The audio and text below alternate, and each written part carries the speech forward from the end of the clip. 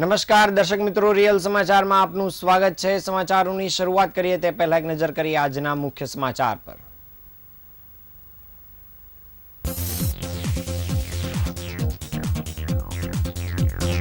વૈશ્વિક ઉર્જા સંભવિત ગેસ કટોકટીની ભીતિ વચ્ચે તંત્ર સતર્ક, 7 દિવસમાં પીએનજી કનેક્શન પૂર્ણ કરવા આદેશ। સુરતમાં અંતિમ સંસ્કાર પણ મોંઘા થશે, ગેસ ચાર્જ લાગતા હવે 1100 આપવા પડશે। ઉકાઈમાં 6000ની લાંચ લેતા મત્સ્ય ઉદ્યોગ અધિક્ષક એસીબીના જાળમાં ઝડપાયો।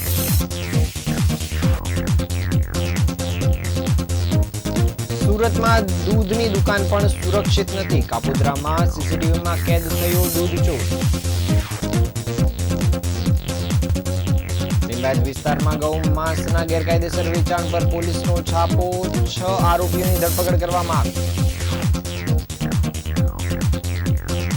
રાંદેરમાં રોકડા ₹35 લાખની લૂંટમાં વધુ 2 આરોપીઓ ઝડપાયા।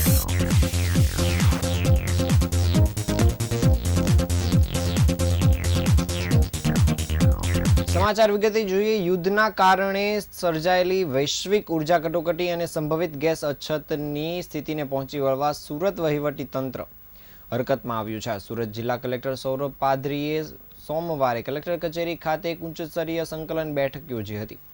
આ બેઠકમાં તેમણે સ્પષ્ટ આદેશ આપ્યા છે કે શહેરમાં પીએનજીના જેટલા પણ કનેક્શન વહીવટી મજૂરીના કારણે અટવાયેલા છે તેમને આગામી 7 દિવસમાં પૂર્ણ કરવામાં આવે। ખાસ કરીને 200 જેટલા અરજીઓ જે લાંબા સમયથી પેન્ડિંગ છે તેને પ્રાથમિકતા આપવા સૂચના અપાઈ છે। કલેક્ટરે જણાવ્યું હતું કે હાલમાં અંદાજિત 200 જેટલી અરજીઓ પાઇપલાઇન ગેસ માટે પેન્ડિંગ છે અને આ અરજીઓમાં મોટાભાગે ઔદ્યોગિક એકમો, હોસ્પિટલો અને શૈક્ષણિક સંસ્થાઓનો સમાવેશ થાય છે। આ એવા એકમો છે જ્યાં ગેસની જરૂરિયાત અનિવાર્ય છે। આ તમામ પેન્ડિંગ એપ્લિકેશનનો નિકાલ માત્ર 1 અઠવાડિયામાં કરવાનો ટાર્ગેટ રાખવામાં આવ્યો છે। આ નિર્ણયથી શહેરના વેપાર, ઉદ્યોગ અને આરોગ્ય ક્ષેત્રને મોટી રાહત મળશે। ઘણી વખત નેશનલ હાઈવે ઓથોરિટી અથવા માર્ગ અને મકાન વિભાગની પરમિશનના કારણે ગેસ લાઇન નાખવાની કામગીરીમાં વિલંબ થતો હોય છે। આ પ્રશ્નોના નિરાકરણ માટે બેઠકમાં ગુજરાત ગેસ કંપની, એસએમસી અને અન્ય અમલીકરણ એજન્સીના અધિકારીઓને હાજર રાખવામાં આવ્યા હતા અને કલેક્ટરે આદેશ આપ્યા છે કે આંતર વિભાગીય સંકલન સાધીને કોઈપણ પ્રકારના એનઓસીના કારણે કામ અટકવું જોઈએ નહીં। એલપીજી સિલિન્ડરના બ્લેક માર્કેટિંગ માટે પણ તંત્ર કડક બન્યું છે। તેમણે જણાવ્યું હતું કે બ્લેક માર્કેટિંગ અટકાવવા માટે અમે ખાસ ટીમો બનાવી છે અને પોલીસ અને પુરવઠા વિભાગ સંયુક્ત રીતે આકસ્મિક તપાસ કરી રહ્યો છે।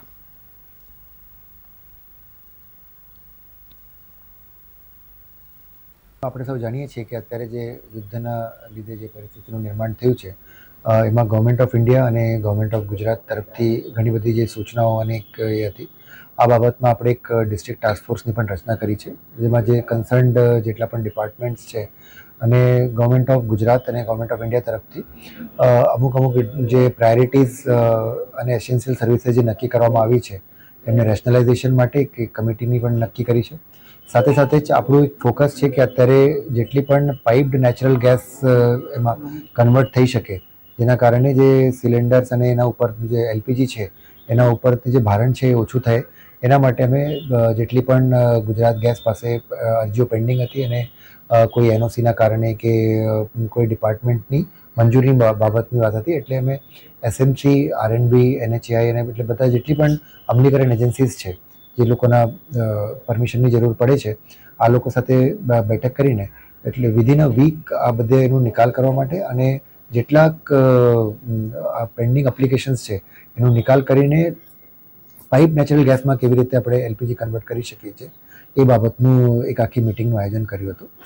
સાથે જ હું આપના માધ્યમથી બધા જે ગ્રાહકો છે એમને પણ જણાવવા માગું છું કે ડોમેસ્ટિક એલપીજી અને જે એજ્યુકેશનલ ઇન્સ્ટિટ્યુશન્સ છે, હોસ્પિટલ્સ અને બીજી એસેન્શિયલ સર્વિસીસ માટે જે જરૂરી એલપીજીના જે સપ્લાય છે એમાં કોઈ ઇશ્યુ નથી। એટલે લોકોને અપીલ પણ છે કે ખોટી ઉતાવળ કરીને કે આપણે જે હોય ને કે જેટલી આપણી જરૂરિયાત છે જરૂરિયાત કરતાં વધારે આપણે જો કે કરીએ તો એક પેનિક સિચ્યુએશન ઊભી થાય છે। એટલે પેનિક કરવાની કોઈ જરૂર નથી। એટલે આપણે જે નોર્મલી રીતે ડોમેસ્ટિકમાં અને બધામાં જે સપ્લાય કરીએ છીએ એટલે એ સપ્લાય અવિરત છે, એટલે એમાં કોઈ ઇસ્યુ નથી. જેમાં આપણે સૌ જાણીએ છીએ કે અત્યારે જે યુદ્ધના હાલ ચાલી રહેલા આંતરરાષ્ટ્રીય યુદ્ધને કારણે ગેસ પુરવઠા પર અસર વચ્ચે સુરતના કેટલાક સ્મશાનોમાં વપરાતા પીએનજી ગેસ બંધ થવાની બાબત યુદ્ધ સાથે સંકળાયેલી નથી. હકીકતમાં વર્ષોથી CSR હેઠળ મળતી સહાય આગામી સમયમાં તબક્કાવાર બંધ થવાની દિશામાં હોવાથી સ્મશાન ટ્રસ્ટોને હવે ગેસના ખર્ચ માટે પોતાની વ્યવસ્થા કરવાની ફરજ પડશે.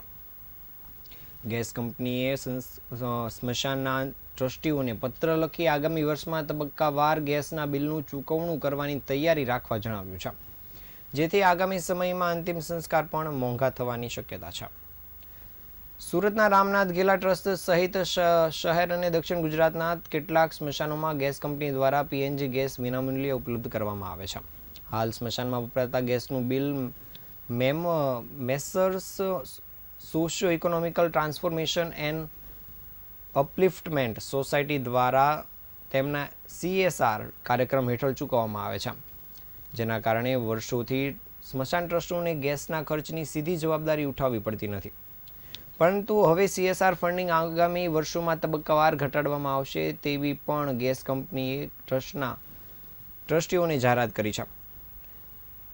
પત્રમાં જણાવ્યું છે કે ભવિષ્યમાં ગેસ વપરાશ માટે પોતાના હિસ્સાનું સમયસર ચૂકવણું થઈ શકે તે માટે જરૂરી નાણાકીય અને વહીવટી આયોજન કરવાની તૈયારી રાખવી તેવો પણ ઉલ્લેખ કરવામાં આવ્યો છે. જો કે આ પત્ર ઓગસ્ટ 2025માં લખવામાં આવ્યો હતો, પણ અત્યાર સુધી CSR ફંડ અંગે કોઈ અંતિમ નિર્ણય જાહેર થયો નહોતો. ગેસ કંપની દ્વારા જાહેર કરાયેલા સમયપત્રક મુજબ નાણાકીય વર્ષ 2025-26 દરમિયાન ગેસના બિલની સંપૂર્ણ ચૂકવણી સેતુ સંસ્થા દ્વારા કરવામાં આવશે, પરંતુ ત્યારબાદ વર્ષોથી મળતી સહાયમાં ધીમે ધીમે ઘટાડો કરવામાં આવશે. આ વાત સ્મશાનના ટ્રસ્ટીઓ માટે ચિંતાનો વિષય બની ગઈ છે. સ્મશાનોમાં રોજબરોજ થતા અંતિમ સંસ્કાર માટે પીએનજી ગેસના મોટા પ્રમાણમાં ઉપયોગ થતો હોવાથી આગામી સમયમાં સ્મશાનના સંચાલન ખર્ચમાં વધારો થવાની શક્યતા છે. સુરતમાં દરરોજ મોટી સંખ્યામાં મૃતદેહના અંતિમ સંસ્કાર વિનામૂલ્યે કરવામાં આવે છે, અને આવા સંજોગોમાં જો ખર્ચની સંપૂર્ણ જવાબદારી ટ્રસ્ટોને ઉઠાવવી પડશે તો સંચાલકો માટે આર્થિક રીતે પડકારજનક સ્થિતિ ઊભી થશે.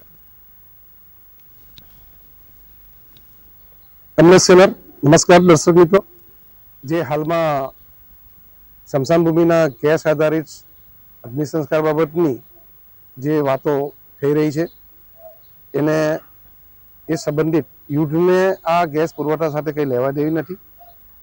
જે ગેસ કંપની દ્વારા વિનામૂલ્યે ગેસ સપ્લાય કરવા સ્મશાન ભૂમિને આવતો હતો એ વાસ્તવમાં ગુજરાત ગેસ કંપની દ્વારા જ્યારથી આ સ્મશાનો કાર્યરત છે ત્યારથી એના બિલો લીધા છે, પરંતુ એ બિલનું ચૂકવણું CRS ફંડ હેઠળ સેતુ સંસ્થા છે, જેણે 1998માં જ્યારે સૌપ્રથમ વપરાતા ગેસ આધારિત સબસૈયા નિર્માણ કરવામાં આવી ત્યારથી એમની જોડે કરાર કરવામાં આવ્યા હતા. એ કરારના પાયામાં જે તે વખતના તત્કાલીન MD ગુજરાત ગેસના સિન્હા સાહેબ, આરોગ્યના આપણા ડેપ્યુટી કમિશનર સ્વર્ગસ્થ RP સિન્હા સાહેબ અને પર્યાવરણ મંત્રીશ્રીઓ ગુજરાત સરકારના સામેલ હતા, ને જેને કારણે આપણે વિનામૂલ્યે ગેસ મળતો હતો. વાસ્તવમાં ગેસ કંપની એનું ચૂકવણું CRS ફંડ હેઠળ કંપની કરતી હતી.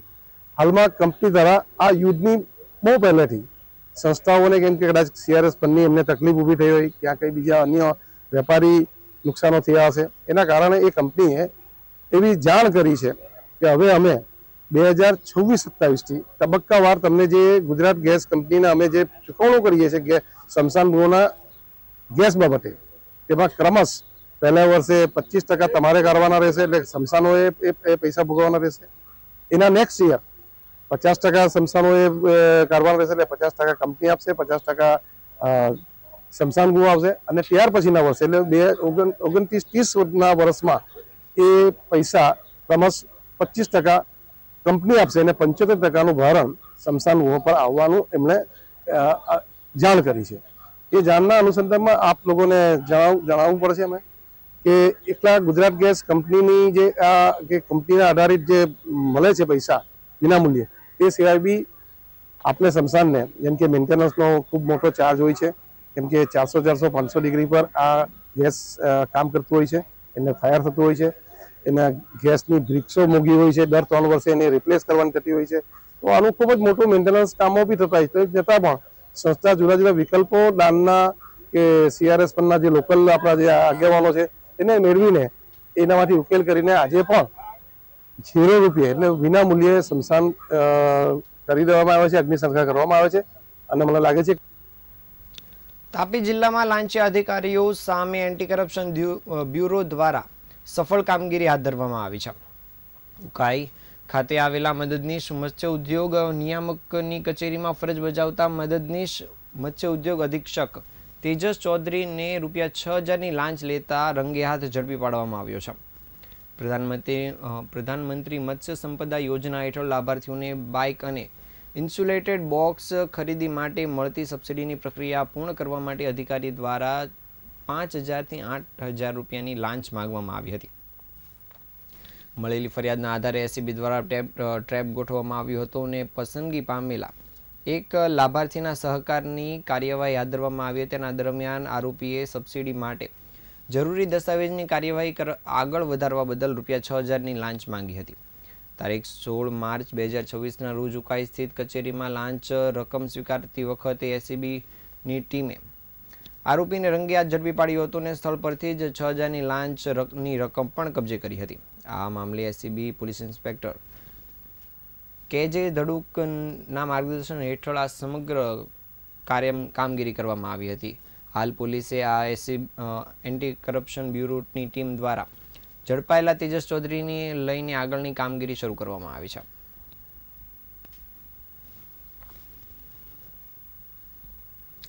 સુરત શહેરમાં તસ્કરો હવે નાની મોટી ચીજવસ્તુઓને પણ છોડતા નથી. સુરતના કાપોદ્રા વિસ્તારમાં એક વિચિત્ર બાબત સામે આવી છે, જેમાં કોઈ કિંમતી ઘરેણાં કે રોકડ નહીં પરંતુ રોજિંદા વપરાશના દૂધની ચોરી થઈ છે. એ હવે એક સગીર દ્વારા ચોરી કરવામાં આવી હોવાનું સીસીટીવી કેમેરામાં કેદ થયું છે. ઉલ્લેખનીય છે કે થોડા દિવસ પહેલા પૂર્ણા વિસ્તારમાં ઘરમાંથી ગેસ સિલિન્ડરની પણ ચોરી થઈ હતી. કાપોદ્રા વિસ્તારમાં આવેલ માધવ મિલ્ક પેલેસ નામની એક ડેરીના સંચાલક છેલ્લા ઘણા સમયથી પરેશાન હતા અને દરરોજ વહેલી સવારે જ્યારે દૂધની કંપની દ્વારા દુકાન બહાર દૂધના કેરેટ મૂકવામાં આવતા હતા ત્યારે તેમાંથી દૂધની બોટલો ઓછી જોવા મળતી હતી. અજાણ્યો કિશોર વહેલી સવારે અંધારાનો લાભ લઈ શાંતિથી આવતો અને દૂધના ભરેલા કેરેટમાંથી નજર ચૂકવીને બોટલ ચોરી કરતો હતો. દુકાનદારના જણાવ્યા અનુસાર દરરોજ અંદાજિત 5થી 10 જેટલી દૂધની બોટલો ચોરી થતી હતી. સતત થતા આર્થિક નુકસાનથી કંટાળીને આખરે દુકાનદારે તપાસ કરતા નક્કી કર્યા બાદ ચોરને પકડવા માટે દુકાનદારે ખાસ સીસીટીવી કેમેરા લગાવ્યા હતા. આ વ્યૂહરચના સફળ જતા રાત્રિના ફૂટેજ તપાસતા જ ચોરીની સમગ્ર ઘટના સીસીટીવી કેમેરામાં કેદ થયેલી જોવા મળી હતી. એક અજાણ્યો સગીર ડેરી બહાર આવે છે અને નજર ચૂકવીને કેરેટમાંથી ચોરી કરતા નજરે પડે છે, જેના આધારે કાપોદ્રા પોલીસ મથકમાં ફરિયાદ નોંધવામાં આવતા જ પોલીસ દ્વારા તપાસનો દોર શરૂ કરવામાં આવ્યો છે.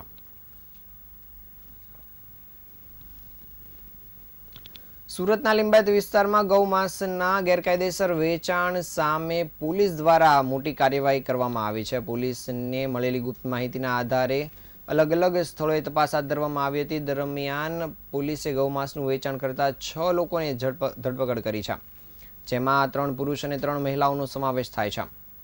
પોલીસે આરોપીઓ પાસેથી મોટી માત્રામાં ગૌમાંસનો જથ્થો પણ કબજે કર્યો છે. કબજે કરાયેલ જથ્થાને વધુ તપાસ માટે ફોરેન્સિક સાયન્સ લેબોરેટરીમાં મોકલી દેવામાં આવ્યો છે, જેથી તેમની પુષ્ટિ પણ થઈ શકે. આ મામલે પોલીસે આરોપીઓ સામે ગુનો નોંધી વધુ તપાસ કામગીરી શરૂ કરી છે અને સમગ્ર નેટવર્ક અંગેની માહિતી મેળવવાના પ્રયાસો ચાલુ રાખ્યા છે. સુરત શહેરના રાંદેર વિસ્તારમાં બનેલા 35 લાખની લૂંટના ચકચારિત કેસમાં ક્રાઇમ બ્રાન્ચની ટીમને વધુ મહત્વની સફળતા હાથ લાગી છે. ક્રાઇમ બ્રાન્ચે આ કેસમાં 2 વોન્ટેડ આરોપીઓને ઝડપી પાડવામાં સફળતા મેળવી છે, જ્યારે તેમની પાસેથી રોકડ રૂપિયા અંદાજિત 2.5 લાખનો મુદ્દામાલ પણ કબજે કરવામાં આવ્યો છે. ઝડપાયેલા આરોપીઓ છારાનગરની કુખ્યાત ગેંગ સાથે સંકળાયેલા છે. આ ગેંગના સભ્યો સામે ગુજરાતના વિવિધ વિસ્તારમાં અનેક ગુના નોંધાઈ ચૂક્યા છે. આ પહેલા પણ આ જ કેસમાં ક્રાઇમ બ્રાન્ચે 2 આરોપીની ધરપકડ કરી છે અને વધુ 2 આરોપીઓને પોલીસે આજ રોજ ઝડપી પાડ્યા છે. તપાસ દરમિયાન સામે આવ્યું છે કે આરોપીઓ અમદાવાદથી બાઇક પર સુરત આવ્યા હતા. તેમની ઓળખ છુપાવવા માટે તેમણે બાઇકની નંબર પ્લેટ બદલી નાખી હતી. ત્યારબાદ તેમણે આંગળીયા પેઢીના એક કર્મચારીને ટાર્ગેટ કરી રોકડ રકમની લૂંટ ચલાવી હતી. પોલીસે આરોપીની પૂછપરછ શરૂ કરી છે અને આગળની તપાસ કામગીરીની શરૂ કરી છે.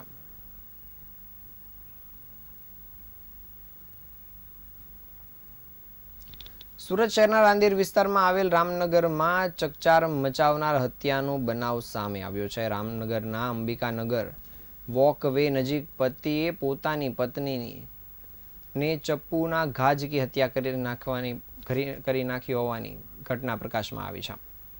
મળતી માહિતી મુજબ મૃતક મહિલાનું નામ પૂજા દેવી હોવાનું સામે આવ્યું છે, જે મૂળ બિહારની વતની છે અને સુરતમાં રહીને કેટરિંગનું કામ કરી ગુજરાન ચલાવતી હતી.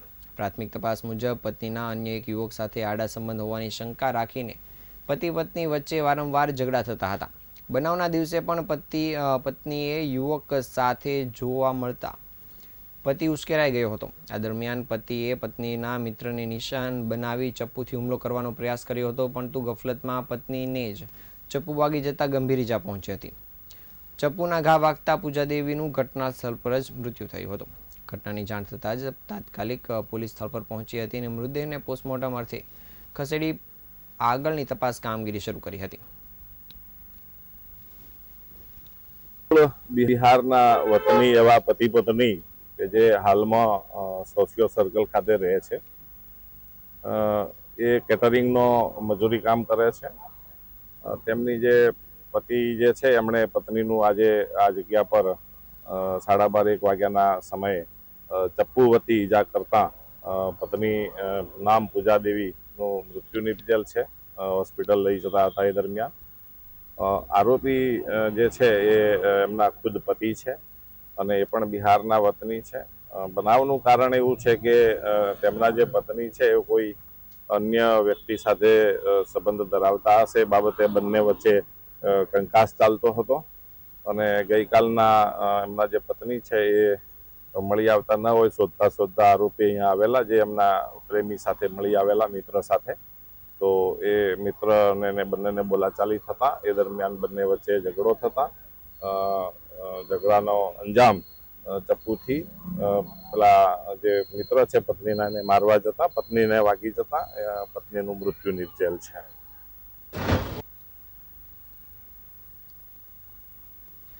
સુરતના કુખ્યાત ચિરાગ ગોટીની બિલીમોરા પોલીસે ટ્રાન્સફર વોરંટના આધારે ધરપકડ કરી છે.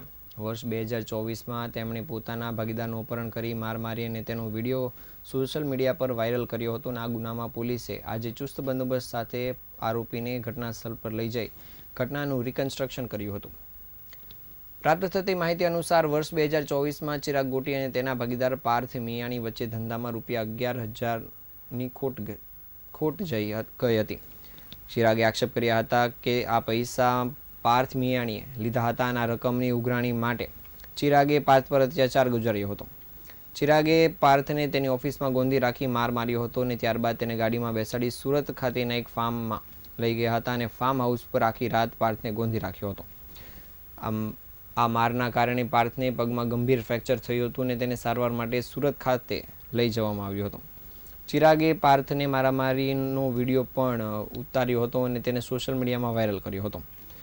ઘટના બાદ ચિરાગે ધાકધમકી આપી હતી કે જો કોઈને પણ જાણ કરશે તો જાનથી મારી નાખશે. જે બાબત છે કે જો કે આ મામલે બિલીમોરા પોલીસ મથકમાં ફરિયાદ નોંધાઈ છે અને અપહરણ, શારીરિક ઈજા પહોંચાડવા તેમજ ગેરકાયદેસર નાણાંની ઉઘરાણી અને ધાકધમકી આપવાની કલમો હેઠળ પોલીસ દ્વારા તપાસ શરૂ કરવામાં આવી હતી. બિલીમોરા પોલીસે સુરત જેલમાંથી ટ્રાન્સફર વોરંટ દ્વારા ચિરાગ ગોટીનો કબજો મેળવ્યો છે, જ્યારે આજે બિલીમોરાના પોસરી ગામ પાસે જ્યાં ગુનાહિત કૃત્ય આચરવામાં આવ્યું હતું ત્યાં ચુસ્ત પોલીસ બંદોબસ્ત વચ્ચે આરોપીને લઈ જઈ ઘટનાનું રિકન્સ્ટ્રક્શન કરવામાં આવ્યું હતું.